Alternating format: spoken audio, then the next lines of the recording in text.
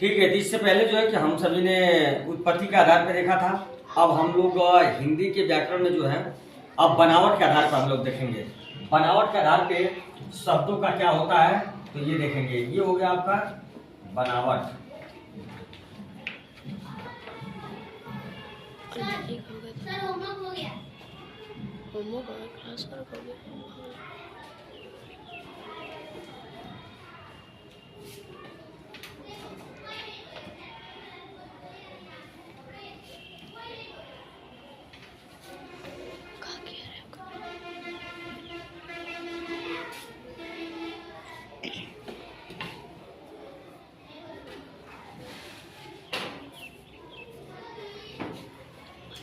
तो ये जो है कि हम लोग ये आज पढ़ेंगे हम लोग क्या कि शब्दों के आधार पर, बनावट के आधार पर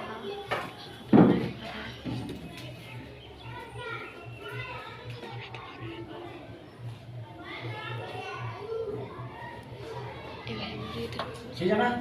ये हमारा बनावट के आधार पर शब्दों का वर्गीकरण कैसे किया गया है इसके बारे में आज हम लोग जानेंगे। ठीक है, इससे पहले हमने उत्पत्ति के आधार पर बता दिया था आपको। तत्सम, तद्भव, देशज, देशज, विदेशज, ये सारे के सारे शब्द क्या किए थे बता दिए थे।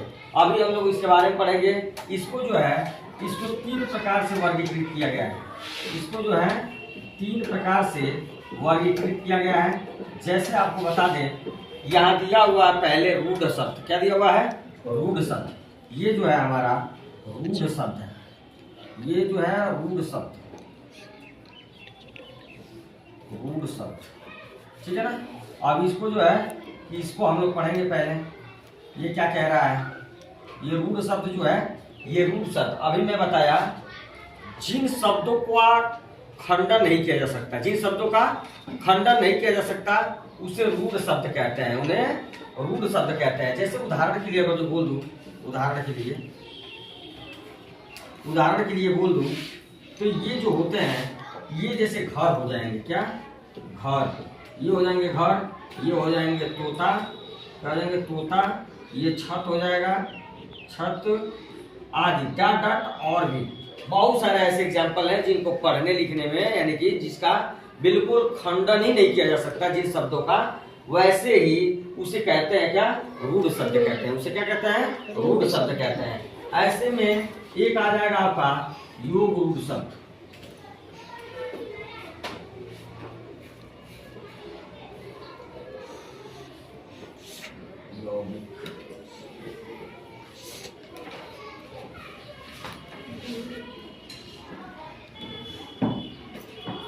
यौगिक शब्द। ये क्या होता है? तो ये होते हैं, इन शब्दों का क्या होता है? 2 या 2 से अधिक सार्थक मेल से जो है जो शब्द बनते हैं उन्हें यौगिक शब्द कहते हैं। क्या कहते हैं?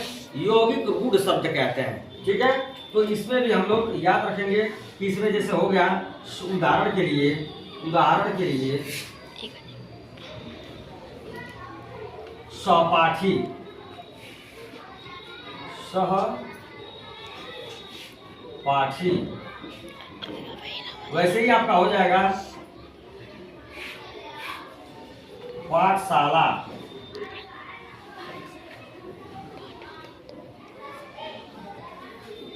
ठीक है, तो इसका भी जो है कि हम लोग खंडन कर सकते हैं। जैसे कि आपको बता दें कि पाठशाला में पाठ धन शाला, गौशाला, गौधन शाला। तो ये सारे के सारे शब्द जो होते हैं ना, जो यौगिक रूढ़ शब्द होते हैं, यौगिक रूढ़ शब्द होते हैं। उसके बाद आता है आपका योग रूढ़ शब्द। योग रूढ़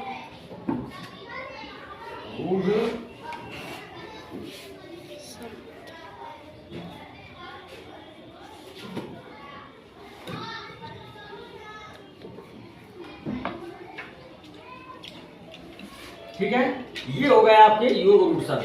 इन शब्दों में क्या होता है कि यह यौगिक रूढ़ वाले शब्द तो होते ही हैं, लेकिन ये अत्यंत जो है यह विशेष प्रकार के जो है कि अर्थ प्रकट करता है। विशेष प्रकार के क्या होते हैं? तो विशेष प्रकार में जैसे आपको कह दिया जाए कि पीताम्बर। क्या कह दिया जाए? पीताम्बर।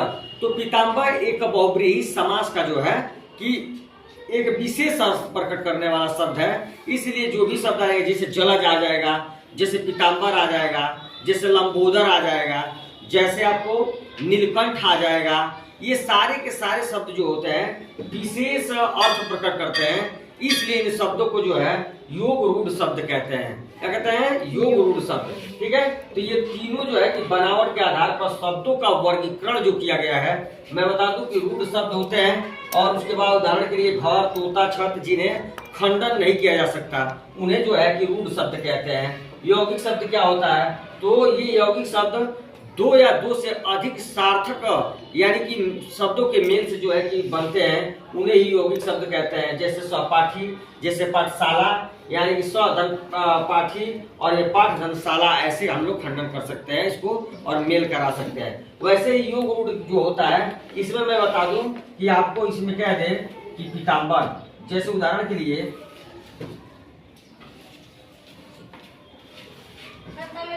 नीलकंठ, जैसे कहते हैं कि नीलकंठ, क्या कहते हैं?